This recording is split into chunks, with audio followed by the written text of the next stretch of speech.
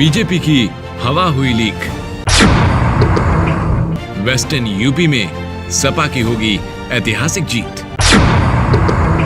जातिगत समीकरण का पत्ता पड़ गया बीजेपी पर उल्टा।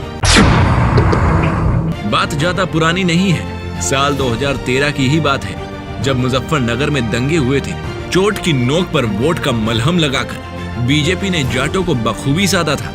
बीजेपी का समीकरण गड़बड़ाता नजर आ रहा है, क्योंकि सड़क से लेकर संसद तक, युवाओं से लेकर किसानों तक, महिलाओं से लेकर महंगाई तक सबकी हालत बदतर हो गई है। क्योंकि किसान सड़क पर है, युवा सड़क पर है और महंगाई चरम पर है। मगर समाजवादी पार्टी की पैठ पश्चिमी उत्तर प्रदेश में मजबूत होती नजर आ रही है। इस मजबूती के पीछे हाल ही में कांग्रेस नेता व पूर्व राज्यसभा सदस्य हरेंद्र मलिक अपने बेटे पूर्व विधायक पंकज मलिक के साथ समाजवादी पार्टी में शामिल होना है। दूसरी ओर बसपा के विधानसभा प्रत्याशी रहे जिल्ले हैदर ने पूर्व विधायक रामसागर अलेका के साथ समाजवादी पार्टी का दामन थाम लिया है। जहां समाजवादी पार्टी की धाक पश्चिमी यूपी में मजबूत होती नजर आ रही है, तो वहीं भारतीय जनता पार्टी की धोती पश्चिमी यूपी में कहीं न कहीं ढीली होती जा रही है। वो कैसे, जरा समझिए।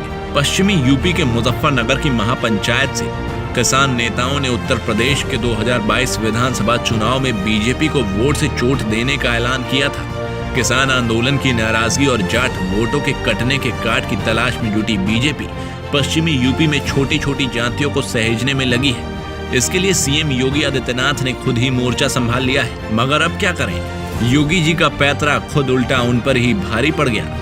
इस बार के आने वाले चुनाव में भी एक बार फिर योगी जी नाराज किसान, जाटों और गुर्जरों का समीकरण साधने के चक्कर में थे। जाट समुदाय के महान शासक महाराणा प्रताप के नाम पर अलीगढ़ में विश्वविद्यालय, तो दादरी में सम्राट मिहिर भोज के नाम पर इंटर कॉलेज का अनावरण। मगर दादरी में गुर्जरों को साधना तो इन पर ही उल्टा पड़ गया। चले थे खुश करने, मगर नाम के इतिहास में उलझ के रह गए योगी जी, और ऐसा विरोध झेलना पड़ गया कि खुद बीजेपी के विधायकों को अपने ही क्षेत्र से खदेड़ा जा रहा है। उन्हें काले झंडे दिखाए जा रहे हैं। यकीन नहीं होता तो लीजिए, सुन लीजिए। एक बात बताइए, आदरणीय योगी आदित्यनाथ जी हमारे सिरमौर हैं, मुख्यमंत्री हैं, वो यहाँ पर आते हैं, उनके पास निमंत्रण जाता है।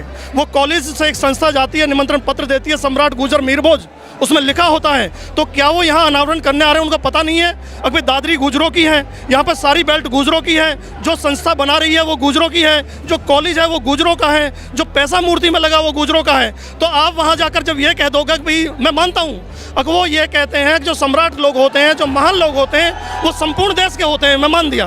जाति देश की वो बात भी नहीं करते, ये भी अच्छी बात है। लेकिन अभी आपने देखा होगा अलीगढ़ में वो जाट सम्राट की एक मूर्ति स्थापना हुई, महेंद्र प्रताप सिंह की। बार बार उन्होंने बोला, बार बार उनका नाम लिया। क्यों लिया भैया? आखिर गुर्जरों का क्यों नहीं लिया आपने? जातिगत समीकरण साधने का कार्ड और कहां खेलेगी बीजेपी, ये तो देखने वाली बात होगी।